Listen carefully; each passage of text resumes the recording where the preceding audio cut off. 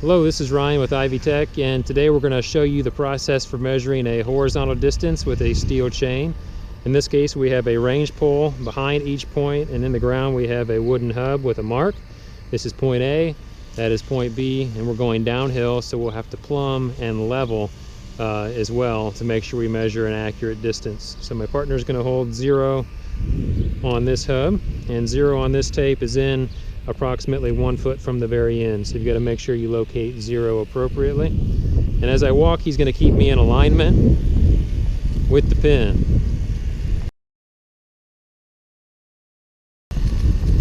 Getting close to the end, going to hold my tape out and he'll tell me which way to move to get straight.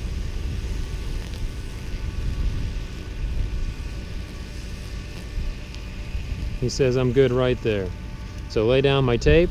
I do feel that we're downhill, so I'm going to use my sighting level to look through, and the scope is perfectly level, and I can move my head up or down, and I'm about right there even with the height of the pin, so I'm about 3 feet off the ground. So if I measured on the ground, I would get a falsely long reading. So I'm going to keep that tape horizontal by plumbing down. So I'm going to pay out about 3 feet worth of string on my plumb bob, drape it over the 100-foot mark and pinch it. Now I'm going to pull this straight and taut. Good. He's on 0, so I'm going to slowly lower this plumb bob, let it calm down, lower it into the grass, let the tip hit and fall to the side. And then I'm going to take my chaining pin, which is my marker, and put it right even with the tip of that plumb bob at a 45-degree angle. Now let's double check this number to make sure everything is correct. Pay out 3 feet, pinch it at 100 feet. Check. He likes it, so I'm going to let this calm down. I'm putting tension on the chain. Good. All looks good. So that's our first 100-foot section memorialized on the ground. Now we're going to walk forward to our next point, our ending point. And this point still appears to be lower than our last chaining pin, so I will have to plumb again as well to keep this tape horizontal. He says I'm good, so I'm going to lay the tape down, get out my hand level again to see how low I am. So I'm going to crouch down on my knees this time, and I'm about, only about 18 inches low. So I can measure straight on the ground and be fairly accurate, but if I plumb down, I gain a little bit more accuracy from that tape being level. So pay out about 1.5 feet of string. And I'm going to take a guess at where to pinch here. This is maybe 53.55 as a starting point. Good. He's holding 0, so I'm going to pull it taut. That was a good guess. We are 53.55. Check.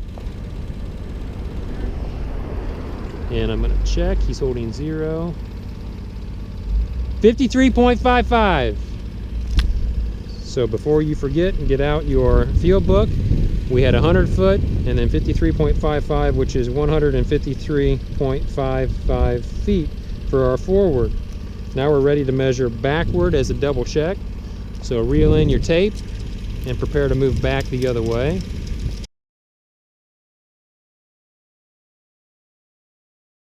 So now I'm going to switch places. You always want to switch places with your partner on the way back to eliminate any mistakes you may have made. So my partner is going to go out 100 foot and stick his chaining pin at 100 feet. So go ahead and walk toward the pin.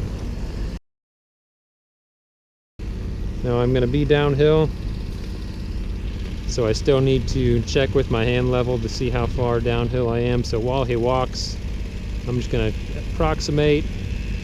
Looks like the tips of the grass where he is are probably a good 3.5 feet. So I need to plumb down about 3.5 feet. A little bit more to your right. There, that's good. So I'm going to plumb down 3.5 feet. This time I'm holding 0 since I switched places. I'm gonna get myself nice and taut, feet far apart so I can brace myself. And when you're plumbing down 3.5 feet, it's kind of hard, so. Good? It's an active tug of war. He's got his pin stuck. Check! And he's checked it, so we're good. So I'm going to leave that chain go. And then he's going to walk forward to the pin.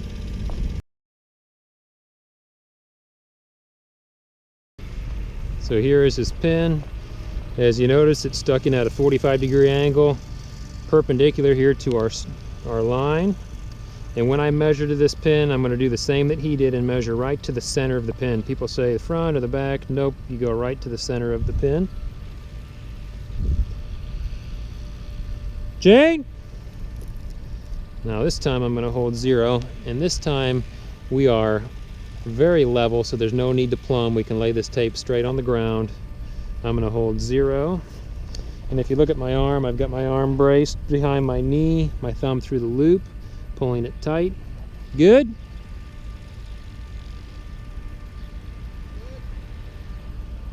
Check.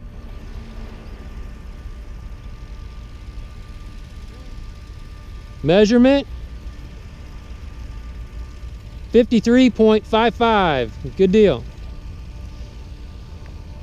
Then we write our backward measurement, 153.55. Add the two together and divide by 2 for your mean, 153.55.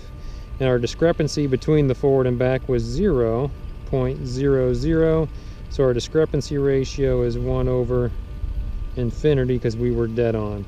So that's the process for measuring forward and back between 2 points, in this case on slope ground. And you would repeat this for multiple legs if you're doing a traverse.